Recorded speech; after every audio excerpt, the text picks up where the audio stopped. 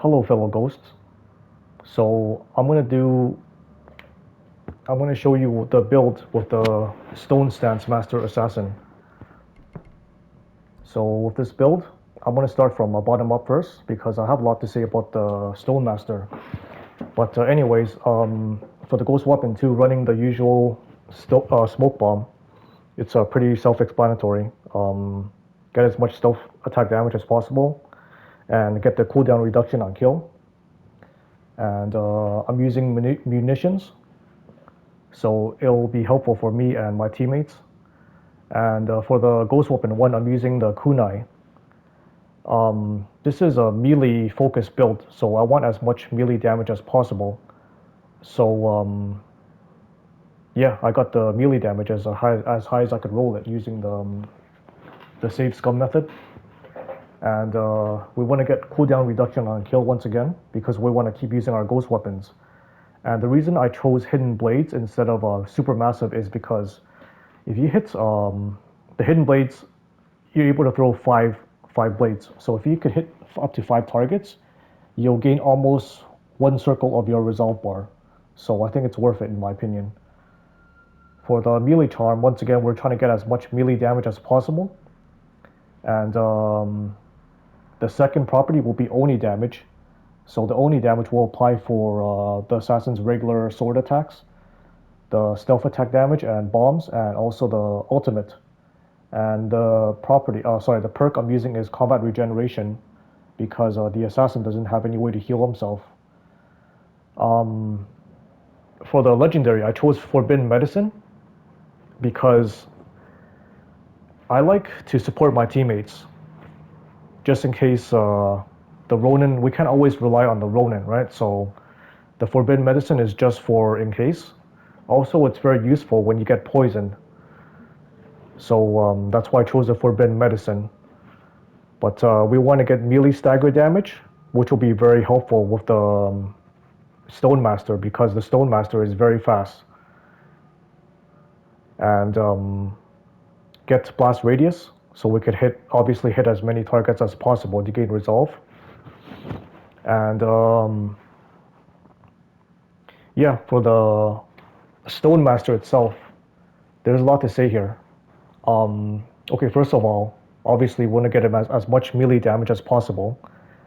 And instead of Oni damage, well, you could actually get Oni damage instead of ultimate damage, but I feel that the assassin's ultimate is probably the weakest among the 4 ghosts. So I wanted more ultimate damage, but Oni damage also works.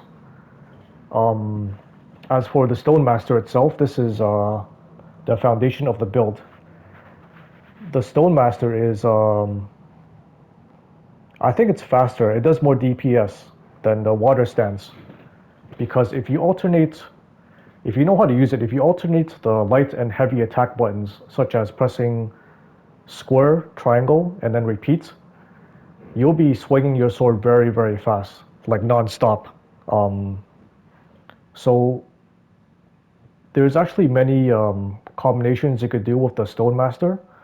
As I mentioned, you could do square, triangle, square, triangle, square, square, triangle, square, square, triangle, and then there's also triangle, triangle, square, triangle, triangle, square. So if you repeat any of those combinations, you'll be swinging your sword continuously, non-stop. If you're playing in Nightmare Survival, always try to finish with the first 2 strikes of the triangle buttons, because there's no killing animations when you defeat the enemy with the first 2 triangle buttons. So try to keep that in mind. It's more difficult to play than the Water Stance, but I feel it does more DPS. It's just faster from what I've seen.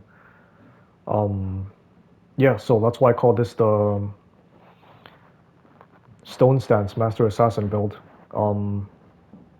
If any of you Ghost players want to see me do like a tutorial on how to use it, I could like do like an explanation of how to fight against different enemy types using the Stone Master.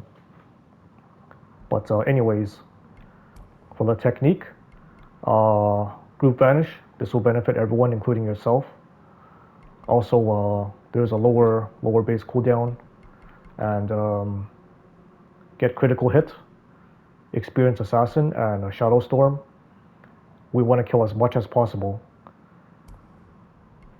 As for the fashion, I went with all red because I think that it fits the theme of the assassin. So I chose the Golden Cinders, Master Ghost Red, and Bishimon's Fortune.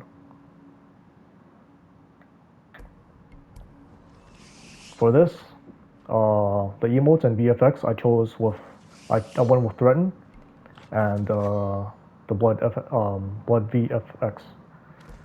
So yeah, that's pretty much my build, guys. I hope you enjoyed. And yeah, if you want me to do an explanation on how to play this build, let me know.